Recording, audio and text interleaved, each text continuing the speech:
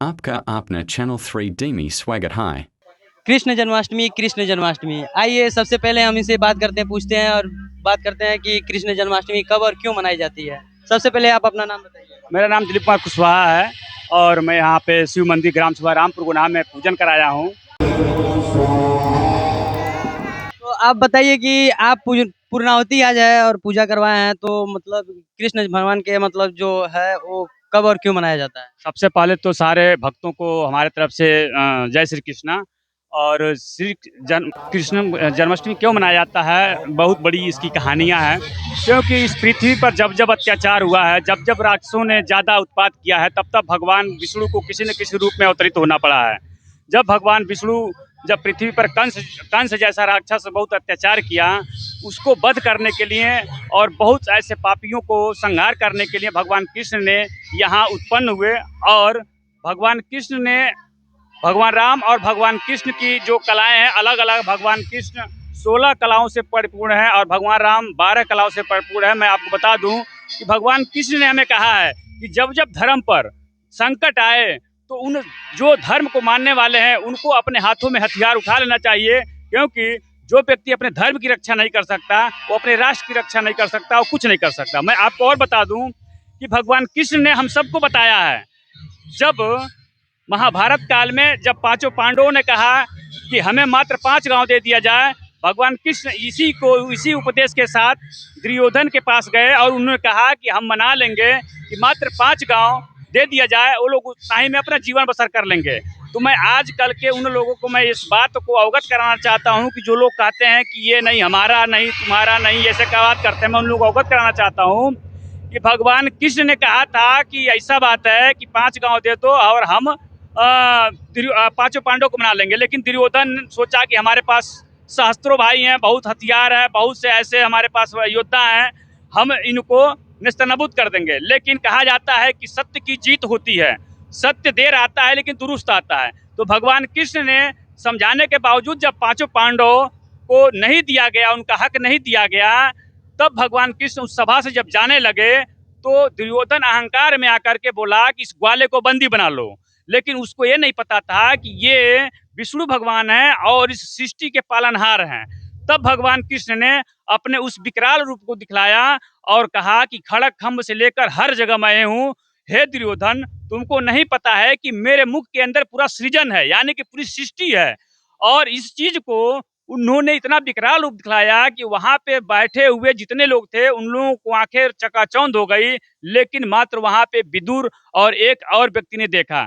तो ये दर्शाया जाता है कि श्री कृष्ण जन्माष्टमी हम सबको मिलजुल करके मनाना चाहिए कि भगवान कृष्ण के उपदेशों को हम लोग पालन करें और उनके बातों पर चलें। और दूसरी बात क्या है, भगवान कृष्ण के बाल्य अवस्था से उनके ऊपर एक ऐसी मुसीबतें आई कि जिन्होंने कभी उसके विषय में ज्यादा उत्तेजना या ज्यादा तड़फड़ाहट नहीं किया। भगवान कृष्ण ने दिखलाया कि जब बाल्य अवस्था में जब उनकी प्रकट हुए तब उनको कारागार में डाला गया था। लेकिन उनकी शक्तियां इतनी परिपूर्ण थी कि पृथ्वी पे आते ही सारे देवता फूलों की वर्षा करने लगे। और मैं बता दूं कि भगवान कृष्ण पहले अवतरित जब हुए तो विकराल रूप में अवतरित हुए। तो माता यशोदा माता ने कहा कि ऐसा बात है कि आप इस रूप में आएंगे तो कोई नहीं मानेगा कि आप हमारे बालक हैं। तो उन्होंने एक छोटा शिशु का रूप धारण किया, फिर जैसे शिशु रोता है उसी तरह रोए। और फिर उसके बाद उन्होंने जब अपनी शक्ति दिखलाई तो जो 7 गेट उनके बंदी बना करके रखा गया था, उस 7 गेटों के ताले खुल गए। उनके जो माता पिता थे उनके भी जो बेड़ियां लगी थी वो भी टूट गए। उसके बाद जो एक ऐसी नदी आती थी जिस नदी के पानी पीने से पशु जानवर जीव सब मर जाते थे, लेकिन उस नदी को पार करके भगवान कृष्ण को नदी पार कराना था। वासुदेव जी अपने सर पर के रख करके जब नदी में प्रवेश किए तो उस समय जो गंगा जी थी वो भी प्रादुर्भाव हुई कि हम कम से कम भगवान का थोड़ा सा चरण भी छू लें, तो वो उफान पे आ गई। जब भगवान ने देखा कि ऐसा होगा, कहीं ऐसा पिताजी की मुख से ऊपर पानी चला जाएगा, तो उन्होंने अपने चरणों को पानी के नीचे किया, जिससे गंगा जी ने उनका आशीर्वाद लिया। और थोड़ा हम बताएंगे विद्वत, थोड़ा सा पंडित जी से पूछ लें कि आखिर क्या इसका महत्व है। चलिए अब हम पंडित जी से थोड़ा बात करते हैं, पूछते हैं इनसे भी। आप बताइए कृष्ण भगवान जन्माष्टमी क्यों मनाई जाती है। भगवान कृष्ण का जन्माष्टमी समारोह भगवान हर जगह हर समय ही भक्तों का उद्धार किए हैं। भगवान कृष्ण जन्म उत्सव जब जिस समय मथुरा गोखला में जो है कंस के राजा उग्रसेन के रानिया जो है एक समय जो है कि वह बागीचे में गई थी जो है कि सैर करने के लिए। वहाँ एक दुर्मली नाम का राक्षस वह जो है उग्रसेन के रानी के साथ जो है वह उनके साथ वह भोग विलास कर दिया। उन्हीं के गर्भ से वह गर्भ रह गई तो वही कंस पैदा हुआ।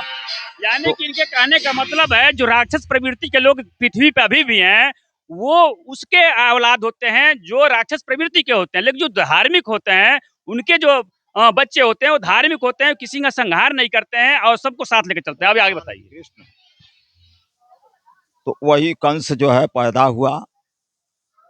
अब वह कंस को वध करने के लिए भगवान कृष्ण को जन्म लेना पड़ा और जन्म लेकर के भगवान कृष्ण ने कंस को ही वध किए। आज जिस समय मथुरा में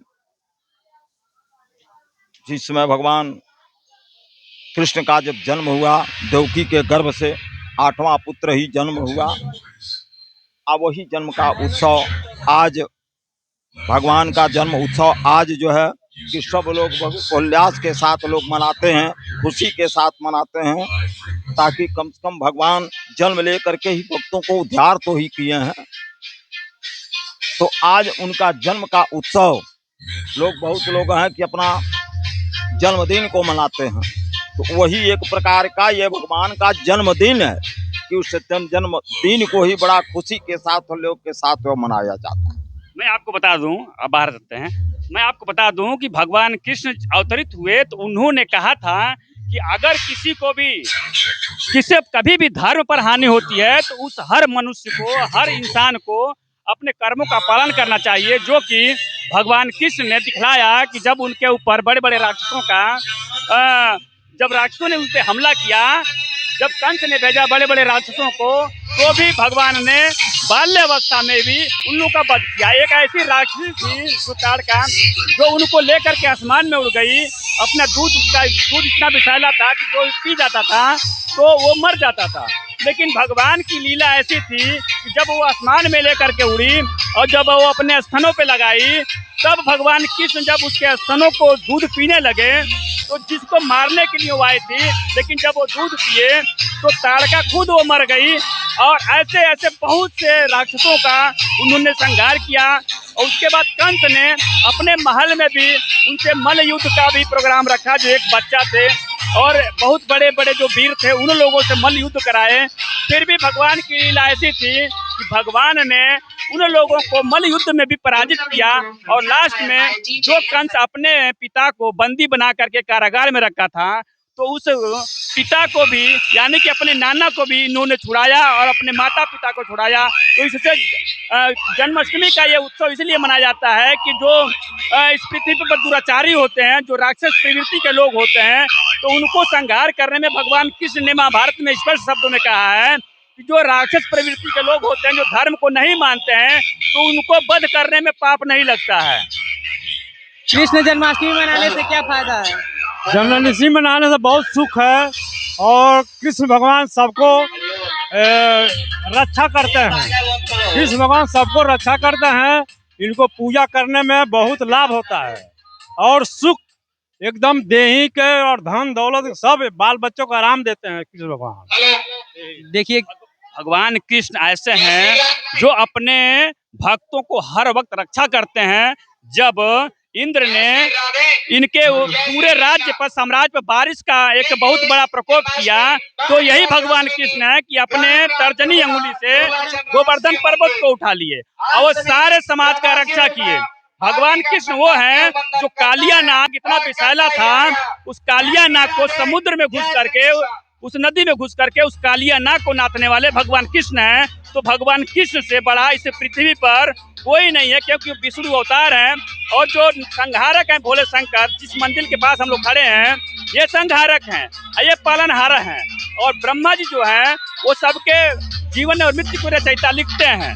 तो भगवान विष्णु का भावपूर्ण से भोले शंकर भी उनको नमन करते हैं और भोले शंकर को विष्णु भगवान यानी कृष्ण भगवान भी नमन करते हैं।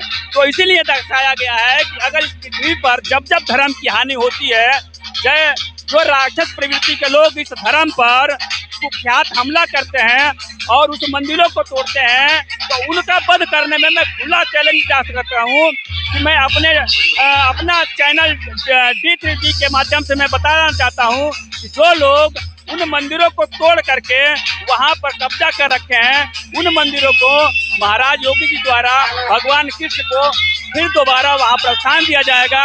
और जो राक्षस प्रवृत्ति के लोग होते हैं, जो धर्म को नहीं मानते हैं, धर्म को हानि पहुंचाते हैं, तो भगवान कृष्ण ने भी कहा है कि उनका वध करने में कोई पाप नहीं लगता है। इसीलिए श्री कृष्ण जन्माष्टमी इसीलिए मनाया जाता है कि हम भगवान कृष्ण के कदमों पर चलें, भगवान राम के कदमों पर चलें और भगवान शिव के कदमों पर चलें। आपका बहुत बहुत धन्यवाद।